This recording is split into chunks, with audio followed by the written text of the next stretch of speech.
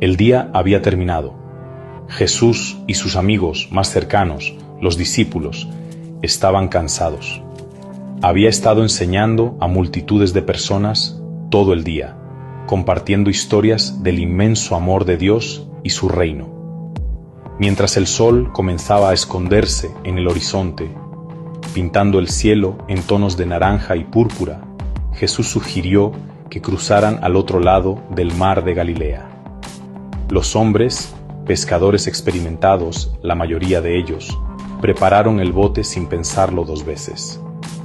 El agua estaba en calma, una superficie cristalina que reflejaba la luz que se desvanecía.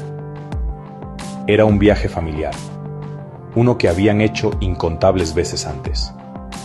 El suave chapoteo de las olas contra el casco de madera era un ritmo relajante, un final pacífico para un largo y gratificante día de ministerio. A medida que se alejaban de la orilla, un cambio comenzó a agitarse en el aire. La suave brisa comenzó a azotar y gemir, volviéndose más fría y agresiva con cada momento que pasaba. Nubes oscuras y pesadas rodaron desde las montañas, tragándose los últimos restos del crepúsculo y sumergiendo el mundo en una oscuridad profunda e imponente. El mar, antes en calma, comenzó a agitarse y a hincharse. Las olas, pequeñas al principio, se convirtieron en monstruosas paredes de agua negra que chocaban violentamente contra el pequeño bote de pesca. Los discípulos, marineros experimentados como eran, sintieron un nudo familiar de pavor apretarse en sus estómagos. Esto no era una ráfaga ordinaria, era una tempestad furiosa y violenta que amenazaba con destrozar su pequeña embarcación. Los hombres se movilizaron, sus rostros marcados por un pánico creciente. Trabajaron frenéticamente, bajando la vela y agarrando cubos para achicar el agua que se derramaba por los costados. El viento aullaba en sus oídos, un rugido ensordecedor que ahogaba sus gritos desesperados entre ellos. El bote crujía y gemía bajo la inmensa presión, inclinándose peligrosamente de lado a lado. Cada ola que los golpeaba se sentía como un martillazo, amenazando con romper las tablas y enviarlos a todos al abismo revuelto y acuático. Sus fuerzas flaqueaban y su esperanza comenzó a desvanecerse con cada cubo de agua que tiraban por la borda. El miedo, frío y agudo, les traspasó el corazón. ¿Y dónde estaba Jesús en todo este caos? ¿Dónde estaba el Maestro, el que habían dejado todo para seguir? Estaba en la parte trasera del bote, en la popa. No estaba en pánico. No estaba achicando agua ni dando órdenes. Estaba dormido. Con la cabeza apoyada tranquilamente en un cojín, dormía profundamente, sin ser molestado por el viento rugiente y las olas que chocaban. El violento balanceo del bote, que hacía tropezar a sus seguidores por la cubierta, solo le servía de suave cuna. Estaba completamente en reposo, una imagen de perfecta tranquilidad en el corazón mismo de la violenta y furiosa tormenta. Su sueño pacífico contrastaba fuertemente con el terror y la actividad frenética de sus amigos. Los discípulos no podían creerlo. ¿Cómo podía él dormir? ¿Cómo podía alguien descansar durante una prueba tan aterradora? Se miraron el uno al otro, con los ojos muy abiertos por una mezcla de miedo e incredulidad. Cada crujido de las maderas del bote sonaba como un adiós final. Cada ola que rompía sobre la proa se sentía como si el mar mismo intentara tragarlos enteros. Su experiencia como pescadores no significaba nada contra el poder crudo e indomable de esta tormenta. Estaban a merced de los elementos, y los elementos no mostraban ninguna piedad. La idea de perecer en el agua fría y oscura era un terror muy real e inmediato, que los agarraba con una mano helada. La desesperación finalmente se desbordó. Sus propias fuerzas les habían fallado, su conocimiento era inútil. Tropezaron y se arrastraron por el bote que se tambaleaba, dirigiéndose a la popa donde Jesús dormía. Miraron su rostro tranquilo y pacífico, y una ola de urgencia frenética los invadió. ¿No veía el peligro? ¿No sentía que el bote estaba a punto de zozobrar? Su miedo era tan grande que momentáneamente eclipsó su reverencia por él. Necesitaban que él hiciera algo, que estuviera tan preocupado como ellos. Su terror era un fuego rugiente, y su paz se sentía como un misterio imposible que no podían comprender. Le agarraron los hombros y lo despertaron, sus voces entrecortadas por el pánico y la acusación. «Maestro», gritaron por encima del viento aullante, «¿no te importa si nos ahogamos?». Su pregunta era más que una súplica de ayuda. Era un grito de corazones llenos de duda. En ese momento de puro terror, cuestionaron su amor por ellos. Se preguntaron si su destino, sus propias vidas, le importaban a aquel a quien llamaban Señor.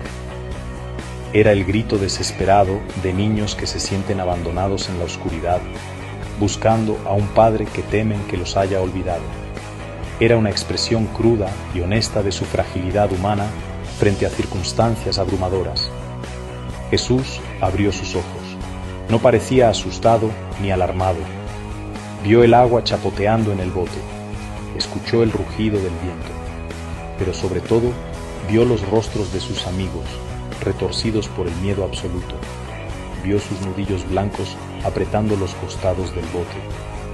Escuchó el terror en sus voces. Comprendió que la tormenta que rugía dentro de sus corazones era aún más poderosa y destructiva que la que rugía en el mar. Sabía que su miedo no era solo por el viento y las olas, sino por un sentimiento más profundo de estar solos e indefensos en un mundo que parecía derrumbarse a su alrededor. Jesús se puso de pie lentamente. No se apresuró ni tropezó, a pesar de que el bote era lanzado de un lado a otro como un juguete de niño. Se mantuvo con una autoridad tranquila, una firmeza que parecía anclar el mismo barco debajo de él. El viento azotaba su cabello y su túnica, y el rocío del mar empapaba sus ropas, pero él no les prestó atención. Su mirada no estaba en los discípulos frenéticos, ni en el agua que subía en el bote. En cambio, volvió su rostro hacia la tormenta que rugía. Miró directamente al corazón del caos, al viento furioso y a las olas montañosas, como si estuviera dirigiéndose a un oponente vivo y que respiraba que se había atrevido a desafiar su presencia. Luego habló. No gritó para ser oído por encima del vendaval. Su voz era tranquila, pero estaba llena de un poder inconfundible, una orden soberana que cortó el ruido de la tempestad. Habló directamente a los elementos mismos. «Cálmate», ordenó. La palabra no era una petición ni una sugerencia. Era una orden, dada con la autoridad absoluta de un rey. Luego miró el mar revuelto y enojado y dijo: «Silencio». Era una frase sencilla, solo 2 palabras, pero llevaban el peso del creador del universo.